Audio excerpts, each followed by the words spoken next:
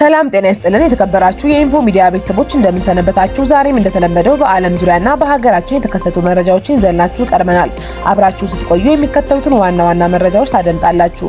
በመካከለኛው ምስራቅ እየተካሄደ ያለው ወታደራዊ ፍጥጫ ወደ አደገኛ ምዕራፍ ተሸጋግሯል። የኢራኑ ተጽዕኖ ፈጣሪ ጋዜጣ ቴህራን ታይምስ ለአሜሪካ የምድር ጦር ኃይሎች ወደ ሲኦል እንኳን ደህና መጣችሁ በሚል የሰነዘረውን አስደንጋጭ ማስጠንቀቂያና የፔንታጎን ቀጣይ ወታደራዊ ዝግጅት በዝርዝር እንመለከታለን። በጎረቤት በሶማሊያ የፌዴራል መንግስቱ ኃይሎች ባይዶአን መቆጣጠራቸውን ተከትሎ የደቡብ ምዕራብ ግዛት ፕሬዝዳንት አብዲ አዚዝ ሐሰን ላፍታጋሪን ስልጣን መልቀቃቸውን አስታወቁ። ፕሬዝዳንቱ ድንገት መሰወራቸውም እየተገለጸ ይገኛል። በሁለተኛ ደረጃ እንመለከተዋለን።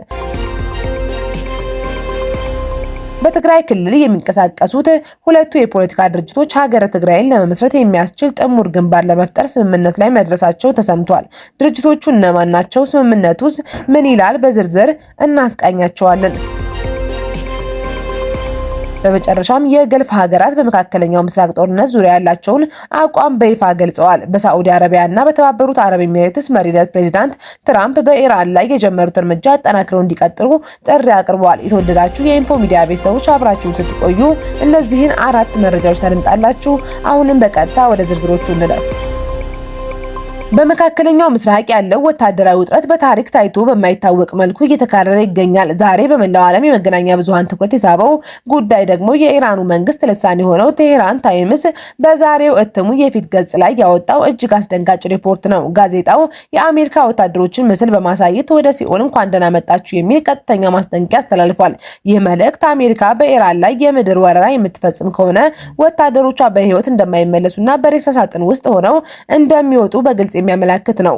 ይህ ዛቻ የተሰነዘረው ዋሽንግተን ተጨማሪ 1000 ወታደሮችን ወደ ቀጠናው ለመላክ ውሳኔ ካሳለፈች ከጥቂት ሰዓታት በኋላ ነው። የወታደራዊ ተንታኞች እንደሚሉት ኢራን እንዲህ አይነቱን ከባድ ቃላት እየተጠቀመችው የአሜሪካን የአየር ኃይል የበላይነት ለመመከት የመሬት ውስጥ ዋሻዎቿን፣ የተራራ ላይ ምሽጎቿን እንደምትጠቀም ለማሳየት ነው ብሏል።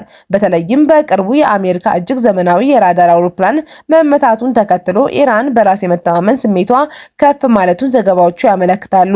በቴህራንና በሌሎች ዋና ዋና ከተሞች ከፍተኛ የህዝብ ክተት የታወጀ ሲሆን ይህ ሁኔታ ቀጠናውን ወደማይመለስበት መጠነ ሰፊ ጦርነት ሊመራው ይችላል የሚለው ስጋት በዓለም አቀፍ ማህበረሰብ ዘንድ እጅግ እየናረ መጥቷል። በጎረቤት ሀገር ሶማሊያ ያልተጠበቀ ወታደራዊና ፖለቲካዊ ለውጥ ተከስቷል። የሶማሊያ ፌዴራል ኃይሎች ከተለያዩ የታጠቁ ሚሊሻዎች ጋር በመቀናጀት ስልታዊ ጠቀሜታ ያላትን የባይዶአን ከተማን በቁጥጥራቸው ስር አውለዋል። የፌዴራል ጦሩ የከተማዋን የፖሊስ ጣቢያ፣ የፋይናንስ ተቋማትንና ዋና ዋና የንግድ ማዕከላትንም ተቆጣጥሯል። ይህ ወታደራዊ ድል የደቡብ ምዕራብ ግዛት ፕሬዝዳንት አብዲል አዚዝ ሐሰን ላፍታጋሪን ስልጣናቸውን እንዲለቁ አስገድዷቸዋል። ፕሬዝዳንቱ በይፋዊ የማህበራዊ ሚዲያ ገጻቸው ባወጡት አጭር መግለጫ መልቀቂያቸው ወዲያውኑ ተግባራዊ እንደሚሆን አስታውቀዋል። ይሁን እንጂ ፕሬዝዳንቱ ስልጣን ከለቀቁ በኋላ የት እንዳሉ እስካሁን የታወቀ ነገር የለም። ለፕሬዝዳንቱ ታማኝ የነበሩ የክልሉ ኃይሎች ከተማዋን ለቀው መውጣታቸውን ተከትሎ አውሮፕላን ማረፊያውና ፕሬዝዳንት ጽህፈት ቤቱ በአፍሪካ ህብረት ሰላም አስከባሪ ኃይሎች ጥበቃ ስር እንዲቆዩ ተደርጓል። በከተማዋ በተካሄደው ውጊያ የሰላማዊ ሰዎች ህይወት ማለፉና በርካቶች መቁሰላቸውም ተዘግቧል። በአሁኑ ወቅት የክልሉ የፋይናንስ ሚኒስትር አህመድ መሐመድ ሁሴን ተጠባባቂ ፕሬዝዳንት ሆነው ተሰይመዋል። ለሀገረ ትግራይ ምስረታ እንደሚታገሉ በይፋ የገለጹት ሁለቱ ውድባቶች ሳልሳይ ወያነ ትግራይ ሳወትና የትግራይ ነጻነት ውድብ ናጽነት ትግራይን ሀገር ለማድረግ የስምምነት ሰነድ ተፈራርመዋል። ሁለቱ ድርጅቶች ባወጡት የጋራ መግለጫ በትግራይ ህዝብ ላይ የተደቀነውን ህልውናዊ አደጋ ለመመከትና የትግራይን ሀገርነት እውን ለማድረግ በጋራ መስራት ብቸኛው አማራጭ መሆኑን ገልጸዋል። ለዓመታት በተናጠል ሲያደርጉት የነበረውን ብሔራዊ ትግል ወደ ላቀ ደረጃ ለማሸጋገር የሚያስችል የጋራ ፖለቲካዊ ተቋም ወይም ጥምር ግንባር ለመመስረት መስማማታቸውም ተረጋግጧል። ለዚህም ይረዳ ዘንድ የጋራ ኮሚቴ ተቋቁሞ ስራ መጀመሩን በቅርቡም የግንባሩን ፕሮግራም፣ መተዳደሪያ ደንብና አመራር ይፋ እንደሚያደርጉ አስታውቀዋል። ይህ ግንባር የውጭ ኃይሎችን ጣልቃ ገብነት ለመከላከልና በትግራይ ፖለቲካ ውስጥ ያሉ ክፍተቶችን ለመሙላት ያለመ እንደሆነም ተገልጿል። ይህ እንቅስቃሴ በትግራይ ጊዜያዊ አስተዳደር በፌዴራል መንግስቱ መካከል ባለው የፕሪቶሪያ ስምምነት አፈጻጸም ላይ ምን አይነት ተጽዕኖ ይኖረዋል የሚለውን በቀጣይ ጊዜያት የሚታይ ጉዳይ ነው። በመካከለኛው ምስራቅ ጦርነቱን ይበልጥ ወደ ከፋ ደረጃ ሊያሸጋግር የሚችል ዲፕሎማሲያዊ እንቅስቃሴ ተሰምቷል።